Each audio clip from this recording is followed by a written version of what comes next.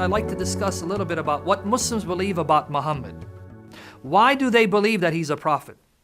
Well, just to give you a little timeline concerning the history of Muhammad, according to Islamic chronology, Muhammad was born in the year 570 AD. His father died before his birth, and his mother raised him until she also died when he was 6 years old. So Muhammad was orphaned at the age of 6.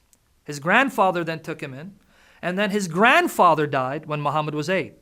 And then from there, his paternal uncle raised him as his own son.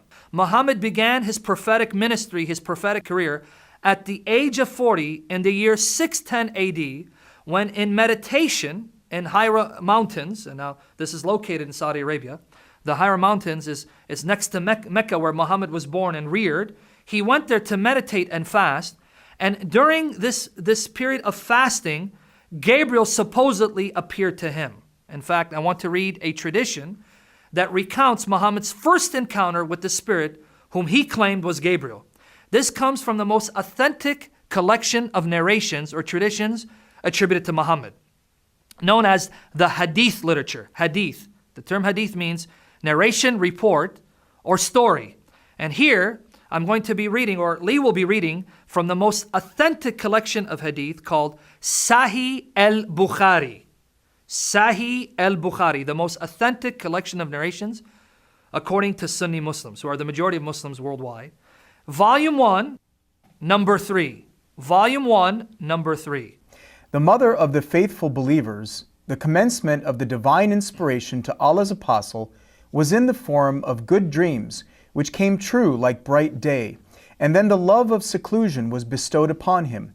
He used to go in seclusion in the cave of Hira. Hira Caves, which is located in Saudi Arabia, near Mecca, where Muhammad was born and reared, where he used to worship Allah alone, continuously for many days, before his desire to see his family.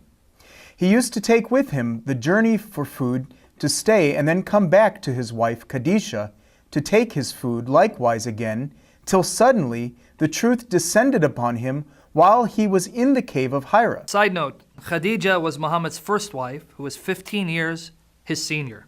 She was a wealthy merchant who at the time when she hired Muhammad to work for her caravans was a widow.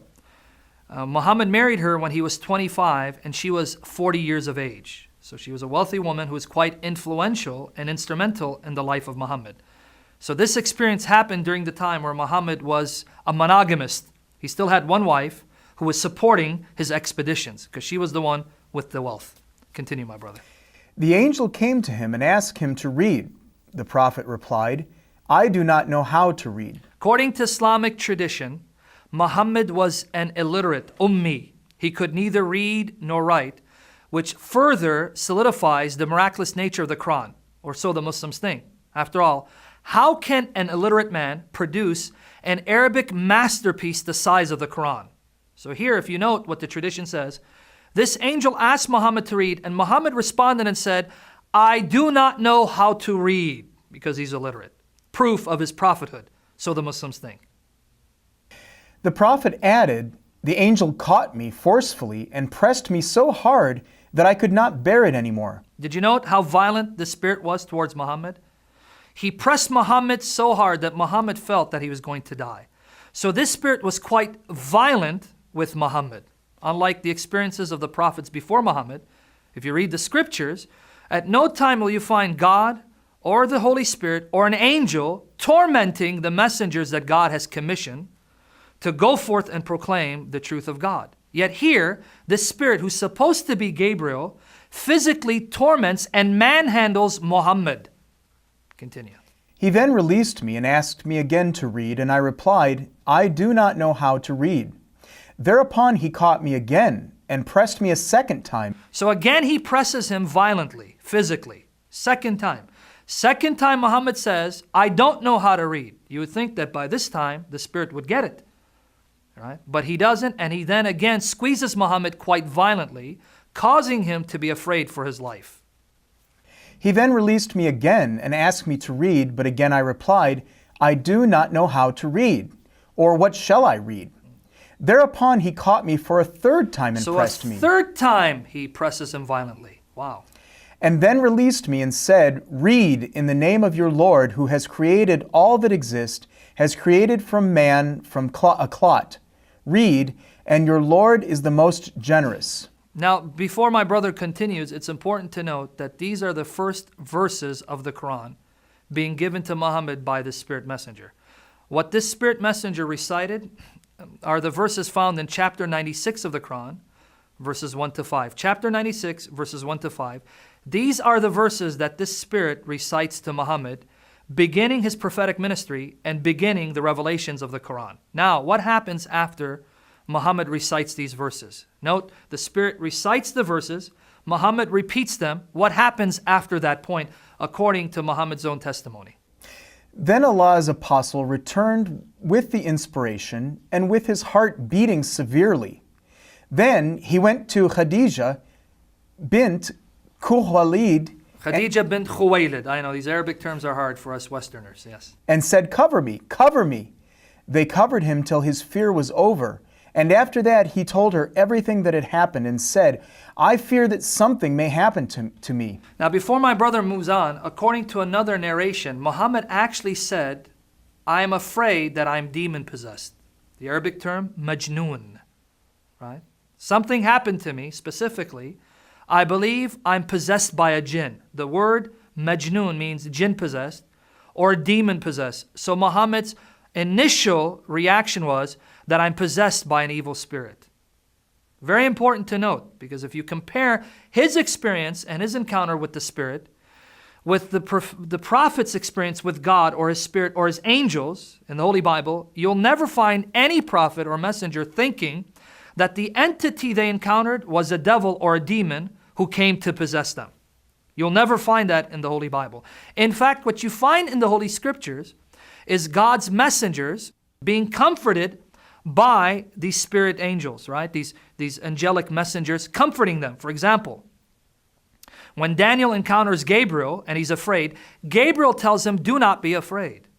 Or when Gabriel appears to Zechariah in Luke 1, he tells him, do not be afraid. Same thing he tells Mary in the same chapter.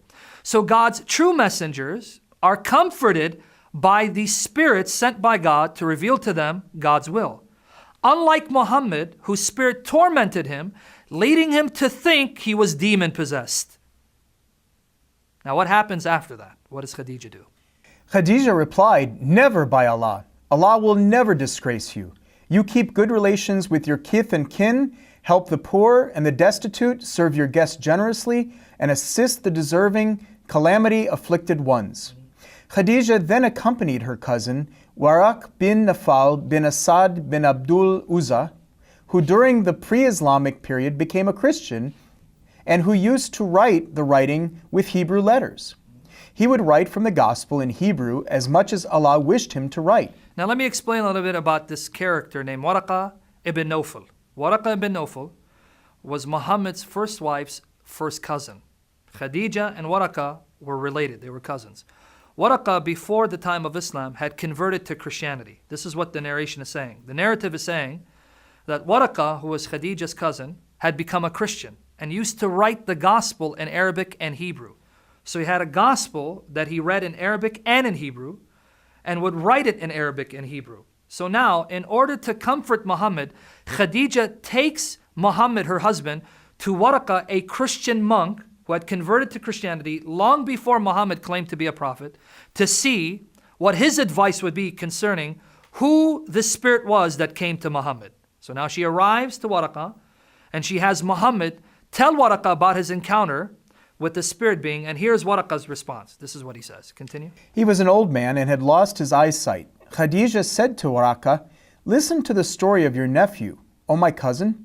Waraqah asked, O my nephew, what have you seen? Allah's apostle described whatever he had seen. Waraqah said, This is the same one who keeps the secrets, Angel Gabriel, whom Allah has sent to Moses. Did you see his response? According to the Christian monk, the spirit that Muhammad encountered is the same angel, the same spirit that God sent to Moses. I don't want the Christians to ignore the impact of the statement. If this narration is true, that means a Christian started Islam. I'll repeat it again. If this is a true narrative recounting actual history, that means Muhammad was convinced that he wasn't demon-possessed, but that the same messenger that came to Moses had now appeared to him by a Christian monk, no less. A Christian monk started Muhammad on his prophetic journey, spawning upon us this religion that has become a thorn in the side of the church for over 1,400 years. This is what the narration says. Now continue into the end of the narration. I wish I were young and could live up to the time when your people would turn you out. Allah's apostle asked, "Why will they drive me out?" Waraka replied in the affirmative and said, "Anyone who came with something similar to what you have brought was treated with hostility. And if I should remain alive till the day when you will be turned out, then I would support you strongly." But after a few days, Waraka died, and the divine inspiration was also paused for a while. Now that makes you wonder, on what basis could Waraka say that this spirit is the same entity that came to Moses when he didn't even hear the content of the revelation? Note what the narrative says. Several days after this encounter Muhammad had with the spirit, Waraka died, which means that he never had the chance to hear what the message of the Quran was. Well, if he never heard it, how then could he be assured, how could he know for certain that this is the same spirit that came to Moses, which God had now sent to Muhammad? After all, doesn't our scripture say, test the spirits, beloved? Right? Not every spirit is from God. Well, then how did he know that this spirit was from God, seeing that he didn't know what the revelation the spirit brought to Muhammad contained? What the message the spirit had concerning Jesus, his gospel, his death on the cross, his subsequent resurrection, and the nature and attributes of God. He didn't know anything that the Spirit had to say concerning these issues. So how could he be so confident this was a spirit from God? Well, with that said, be that as it may, history being what it is, Muhammad became convinced, but still had some doubts. Although Waraka told him, the spirit that had come to you is the spirit that came to Moses, he still had some doubts, because after that, the revelations, the so-called revelations, stopped coming for a period of time, which led Muhammad to contemplate suicide. Because the revelations didn't come for a period of time, Muhammad thought really that he was demon-possessed and contemplated suicide. This is what the narration goes on to say. Continue. Narrated Jabir bin Abdullah al-Ansari, while talking about the period of pause in Revelation, Period of pause in Revelation. reporting the speech of the prophet, "While I was walking, all of a sudden I heard a voice from the sky. I looked up and saw the same angel who had visited me at the cave of Hira sitting on a chair between the sky and the earth. I got afraid of him and came back home and said, 'Wrap me in blankets.'" Again, he's horrified by what he's seeing. Note, instead of the Spirit comforting him, Muhammad is horrified by these encounters he has with the Spirit. Now, to add a little details to this narrative, when it says that the revelation paused for a certain period of time, what you don't read here, but you'll read elsewhere in the hadith literature, is that this caused Muhammad to go to the top of the mountains and to fling himself off the mountains to commit suicide. Every time he tried to do that, the Spirit would appear. This is what the narrative is implying. That when he wanted to do it, the Spirit would appear and tell him, "You are the messenger of God, I am Gabriel." And he'd come back just shaking and trembling with fear. So this is Muhammad's introduction to the spirit realm, and this is what started his prophetic ministry.